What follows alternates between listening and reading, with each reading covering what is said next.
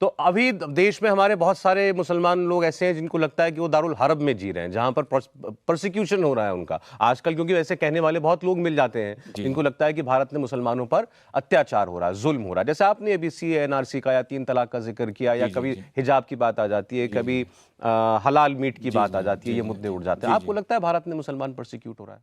नहीं, देखिए, मुसलमान की हमारी एक बड़ी अच्छी खासियत है, एक टैलेंट है, खुलूसियत है कि जैसे आपने बोला प्रोसिक्यूट हो रहा है, इसका दूसरा टर्म मैं हिंदुस्तान के बैकड्रॉप में दे देता हूँ, हिंदूफोबिया, कि सब क्रिएट किया जा रहा है, हिंदूफोबिया।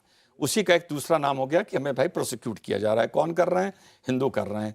तो हम मुस्लिम्स जहाँ पर भी माइनॉरिटी में होंगे, हम ये नरेटिव उस मेजॉरिटी के लिए क्रिएट करके चलते हैं।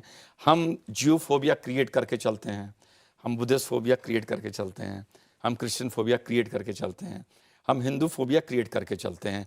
और ताज्जुब की बात यह है कि इन सारी सोसाइटीज़ में हमें उसी मेजॉरिटी कम्युनिटी से हमारे इस नैरेटिव को सपोर्ट करने वाले लोग भी मिल जाते हैं, जो हमारे इस विक्टिम कार्ड को सही मानते हैं और हमारा सपोर्ट करते हैं। तो अब उन लोगों को पता है कि डेमोक्रेटिक सिस्टम में हम जहां भी इस तरह का एक फॉल्स नैरेटिव क्रिएट करेंगे, तो उस कंट्री की कोई ना कोई पॉलिटिकल पार्टी हमारा सपोर्ट करेगी और हर जगह करती है। आप कोई देश उठा के देख लीजिए।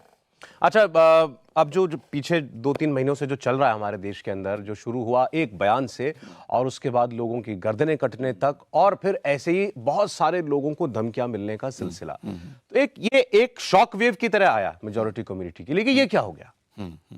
ये ऐसे हालात, ये इस हद तक हालात बिगड़ गए, ये अचानक कैसे हो गया? कोई सोच नहीं सकता था कि कोई किसी के बयान पर किसी का गला काट देगा। ये आपके लिए सरप्राइज था? नहीं, मेरे लिए बिल्कुल सरप्राइज नहीं था, क्योंकि जिसने Islamic theology, Islamic history, Islamic literature पढ़ा है, जो आप भी वेल रेड आदमी हैं, जो भी इस्लामिक कंट्रीज़ के बारे में पढ़ता है, हजूर की शान में गुस्ताखी करने पर, कुरान की शान में गुस्ताखी करने पर गला काटा जाता है, इसके बाकायदा नेशंस में, जिनको यूनाइटेड नेशन, वो कोई रोग नेशंस नहीं हैं, वो रेगुलर नेशंस हैं जिनसे हमारे भी डिप्लोमेटिक रिलेशंस हैं।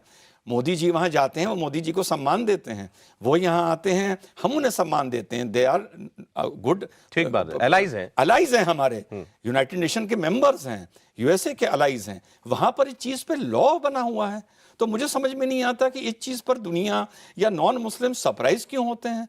आपको तो ये कहना चाहिए कि इस तरह का लॉ जिस नेशन में है वो तो एक रोग नेशन है। नहीं, हमारे यहाँ क्योंकि इस्लामी रूल नहीं है ना, हमारे यहाँ तो नहीं चल सकता ना जो शरिया का कानून है। नहीं, देखिए, दो चीज़ें हैं इसमें, लोग बहुत कंफ्यूज हुए।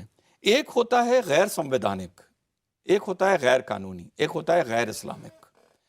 तो हजूर की शान में जिस आदमी ने प्रॉफिट की शान में गुस्ताखी की है, उसको सजा देने का हक इस्लाम में है, हो सकता है कानून में ना हो। तो अगर किसी ने हजूर की शान में गुस्ताखी करने वाले को सजा दी, मैं कहता हूं गला काटना एक बात, एक मिनट के लिए आप भूल जाएं, कोई भी सजा दी, उसको नुकसान पहुंचाया, ये गैर इस्लामिक है, यहां नहीं हो सकता। गैर संवैधानिक भी है, पर गैर इस्लामिक है, क्योंकि 55 राष्ट्रों में इस पर कानून 50 राष्ट्रों में बने हुए हैं। इस्लामिक है, गैर इस्लामिक नहीं है। इस्लामिक है, गैर कानूनी है, पर इस्लामिक है। अब सवाल उठता है कि जो ये आदमी करने जा रहा है, क्या वो IPC और संविधान को मानता है? अगर मानता है तभी तो वो उस संविधान के दायरे में रहेगा। अगर वो मानता ही नहीं है, अगर वो अपने दिमागी तौर में जहन में अल हकीमिया यानी लॉ ऑफ अल्लाह को ही मानता है, अगर वो ये मानता है कि पूरी कायनात अल्लाह की है, ये बॉर्डर्स तो इंसान ने बनाए हैं और हमारे हजूर पूरी दुनिया के लिए हैं, मैं भी मानता हूँ हैं, पर उसका जो माइंडसेट है कि पूरी दुनिया में हर जो भी अवतार आया, जो भी पैगंबर आए, उन्हें ये माना गया, गौतम बुद्ध आए, महावीर आए, उन्होंने पूरी दुनिया को संदेश दिया। कोई उस पर यकीन करके चले ना चले ये अलग बात है, लेकिन कुल मिला के वो ये मानता है कि मैं इस बॉर्डर के, इस उसके दायरे में, कानून के नहीं आता, मैं शरीयत के दायरे में आता हूँ, मैं अल हकीमिया के दायरे में आता हूँ, मैं अल्लाह के बनाए निज़ाम के उसमें आता हूँ, और उसके तहत मैं गला काट रहा हूँ, मेरी जन्नत तय है, मुझे अगर फांसी चढ़ा दिया जाएगा और ये मेरा फर्ज है। हाँ, आप मान सकते हैं कि ये मेरा फर्ज है, और आप उसको जब फांसी चढ़ाएंगे तो वो कोई देश में, देश के मुस्लिम वर्ग के लिए, सबके लिए वो गुनहगार नहीं कहलाएगा। बहुत से ऐसे होंगे जो उसको शहीद बोलेंगे, और आज की तारीख में उसको क्रिमिनल नहीं, उसे गाजी मानते होंगे। तो ये पाकिस्तान में तो अक्सर हम होता हुआ देखते हैं। बिल्कुल देखते हैं, बिल्कुल। तो आपने कहा ऐसा आदमी कानून को नहीं मानता, वो राष्ट्र के कॉन्सेप्ट को नहीं मानता। नहीं, राष्ट्र के कॉन्सेप्ट को नहीं मानता। जब इस्लामिक थियोलॉजी डेवलप होनी शुरू हुई इन द 12th सेंचुरी, जब तुर्की में कमाल अतातुर्क ने हुकूमत संभाली और उसने शरीयत वरीयत सब ख़त्म करी, उसने कहा Islam has to change, Islam has to reform, तो बहुत से ऐसे लोग आए जिन्होंने उनकी मुखालफत की।